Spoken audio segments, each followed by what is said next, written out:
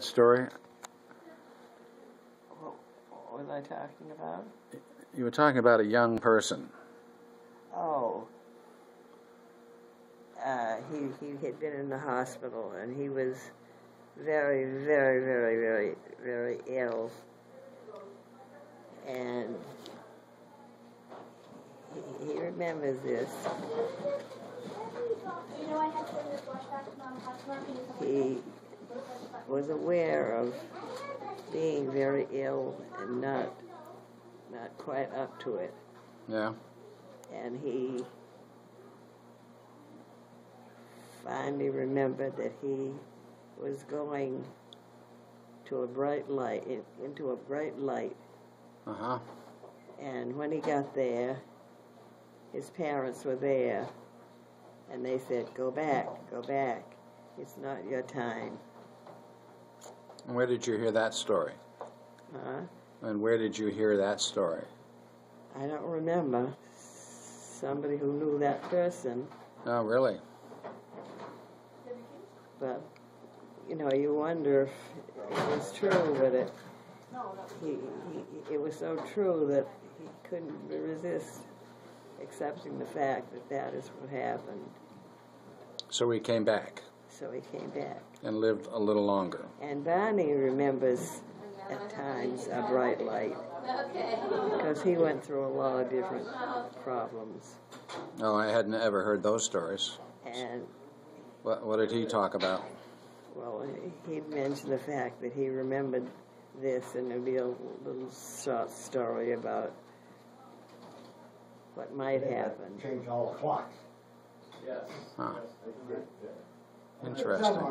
Well, it's a great mystery. But that first story was the one that I remembered most, because I sensed the feeling.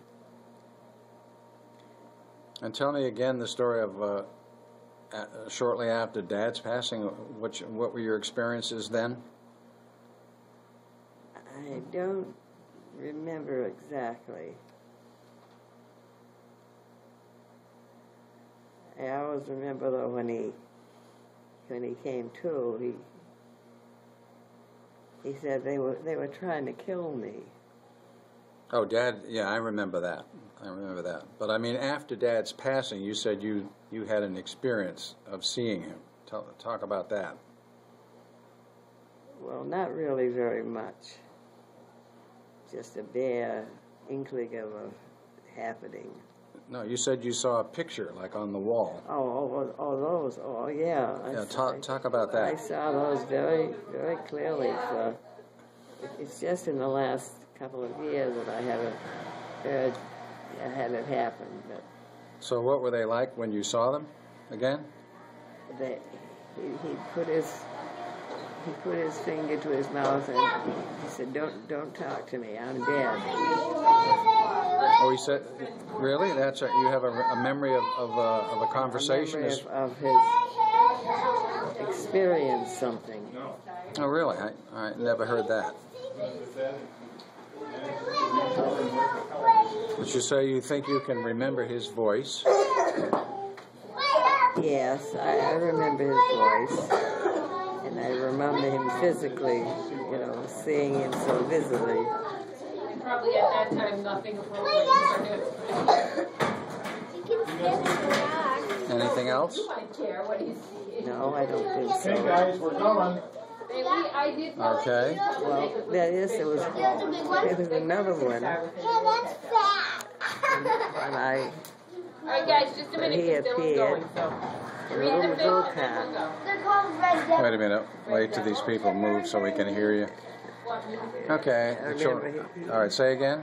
all of a sudden he appeared out of the past in a little go-kart. Who did? He did. Who? Dad. In a go-kart? And that was a funny dream. Was that that was a dream. That was a dream. But the other experiences, you weren't saying they were dreams. You were saying they were things you thought you really were seeing. Never would talk to each other, because we had to realize he was dead. Okay. But he was there, and he's very real, but we're not in the visible way of talking to one another. Well, that's interesting. Well, you know what it is. Well, this is They went down there. this is from Beaumont Nursing Home, a conversation with Mom, Betty Gray, this 9th day of March. 2013. So, that was quite an interesting history. And do you remember the Indian poem one more time? The Hindu? The poor benighted Hindu, he does the best he can do. He sticks to his fast from the first to the last. And for pants, he makes his skin do. That's good, Mom. Very good. Out of the vast storehouse of her memory, she comes up with the poem of the Hindu. We will sign off from Beaumont Nursing Home. This is Dick Gray and Mom. Bye, everyone. Thanks for listening.